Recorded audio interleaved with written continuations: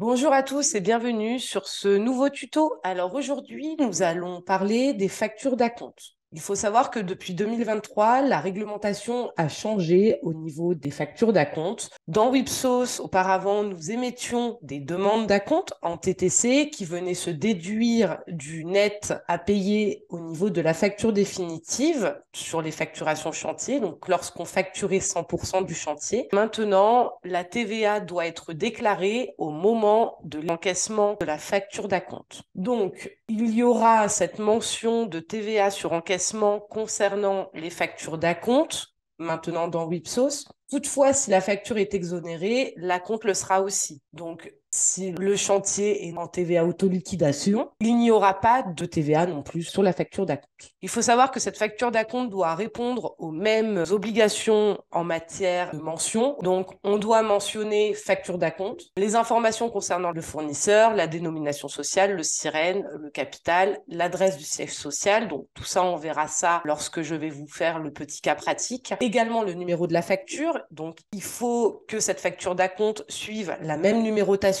que les factures de situation normale, la date d'émission du document, la référence au devis correspondant ou au bon de commande, la désignation de cette facture, le montant TTC hors taxe, le taux de TVA et également le montant de la TVA. Et donc, pour pouvoir faire des factures d'acompte qui suivent la même numérotation, il va falloir aller activer un paramétrage dans le menu paramétrage, admin, logiciel, facturation, comptabilisation et ici dans la gestion de la numérotation, il va falloir venir activer numérotation identique aux factures pour les acomptes. De ce fait, ça va venir suivre la même numérotation. Je vais maintenant me rendre sur un chantier où ici j'ai mis un acompte TTC pour 100 euros. Si je fais l'édition de cette facture d'acompte, je vais avoir cette notion ici de facture d'acompte, donc le concerné. On va également avoir le client payeur. Donc ça, ce sont des informations obligatoires. Nous allons avoir le montant hors taxe et la TVA qui va venir se calculer. Nous allons également avoir cette notion de TVA sur les encaissements qui va venir se renseigner au niveau de votre facture d'acompte. Concernant la comptabilisation de ces factures d'acompte, il faudra vous rapprocher de votre cabinet d'expertise comptable pour pouvoir avoir les comptes à ventiler. J'espère avoir été claire concernant ce point. N'hésitez pas à nous joindre à la hotline si vous avez des questions. À bientôt. Au revoir.